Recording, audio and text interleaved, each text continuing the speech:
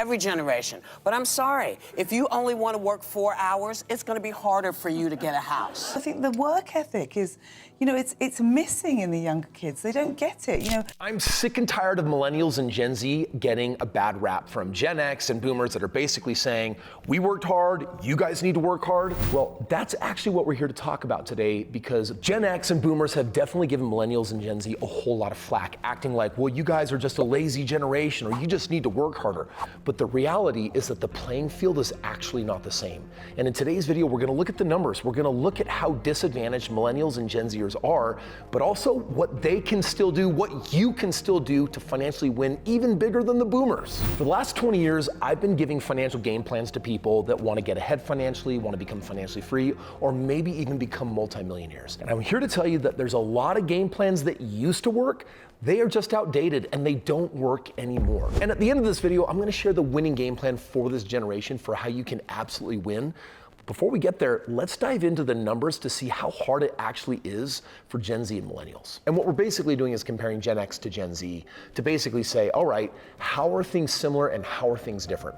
Let's start by taking a look at income. Right now, between 1980 and 2024, minimum wage has gone from $3.10 to $7.25. So it's increased 2.3 times. The average salary in 1980 was $12,500, and today in 2024, it's $59,000, so it's increased 4.7 times.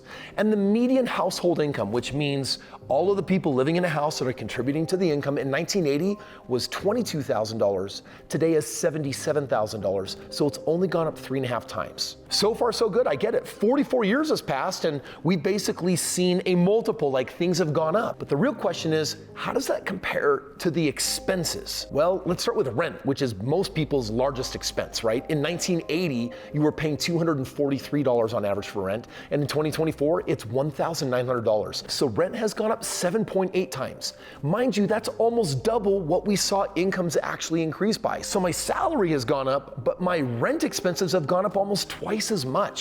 Or if we take a look at the median home price, in 1980 it was $47,000, and in 2024, $419,000.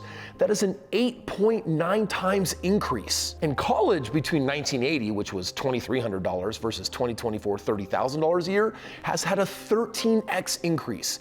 In other words, life has gotten a whole lot more expensive. The bottom line is that the US dollar just goes a lot less far for millennials and Gen Z than it used to for boomers and Gen X. What would it take for today to actually feel like 1980? The median household income for rent would have to be $171,000. The median household income for college would have to be $286,000. And again, today's median household income is only $77,000. You'd literally need 2 to 3 times as much money for things to financially feel the way they did in 1980. Again, just a lot less money.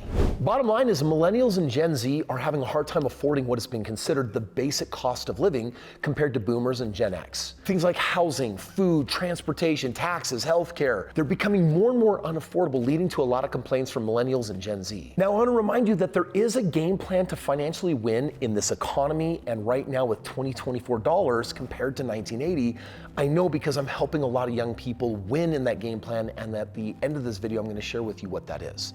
But first, there are 2 major challenges that millennials and Gen Z face. The first one is wealth accumulation. A Bankrate survey found that nearly 38% of Gen Zers and millennials aged between 18 and 43 believe that it was easier for their parents to build wealth than it is for them now. And just pause and think about the psychology of the mind, right? Like, we get what we think about most, and if that's what's in their thought process, then they're also going to be less motivated to try to accumulate and get ahead. Boomers also, on the other hand, are currently the richest generation that America has ever seen. They've got an average net worth between $970,000 and $1.2 million.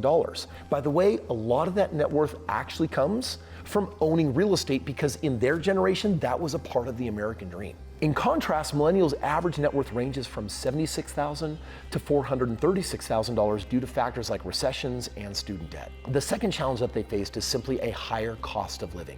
$1 in 1980 is equivalent to about $3.81 today. Now, if you adjust that for inflation, $30,000 in 1980 would be approximately $114,000 today, except that people aren't earning that kind of money equivalently.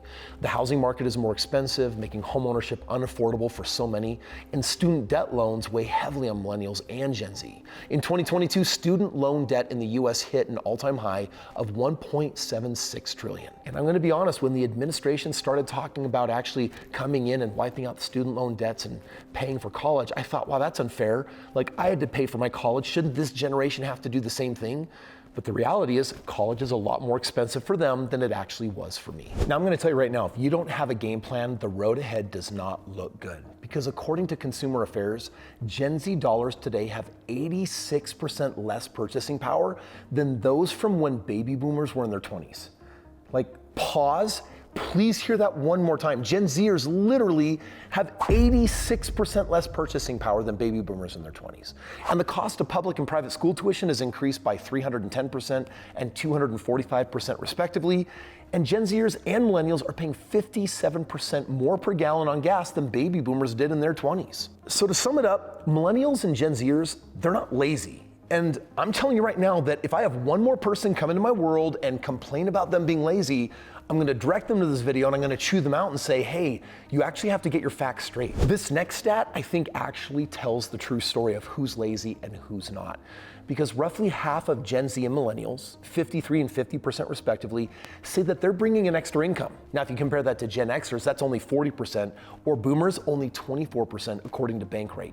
Which basically means Gen Z and millennials are actually working harder to bring in more extra income than the earlier generations. And on top of that, you have a third, 33% of Gen Z and millennials that say that building financial wealth is a priority, but guess what? That's only 26% for Gen X and boomers. In other words, they care more, they're working harder, they're not lazy. When I was young in my 20s, I built wealth when no one believed in me, there were no government programs, there were no handouts, I had a really crappy job, I was barely making more than minimum wage, and I found a way to become a multimillionaire by the age of 26. And I was basically done in my 20s, and I never had to work again. Now, obviously, I'm still working, I'm making videos, I'm providing a lot of education, and I'm building a lot of wealth for people because it's a passion of mine and something that I love doing.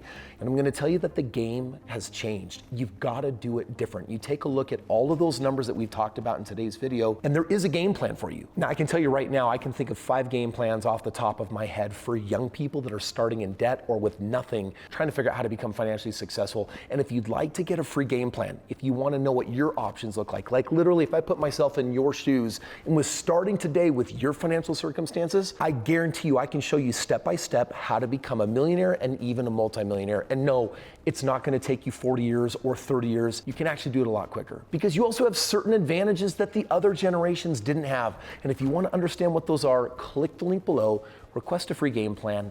Let me show you what those options are so you can start winning. It's 2024, and if I were starting all over again, I've got a game plan for you. In fact, if you click right here and watch this video, I'll show you how I'd literally start from the ground up all over again, and you can just follow me along, take that game plan and run with it.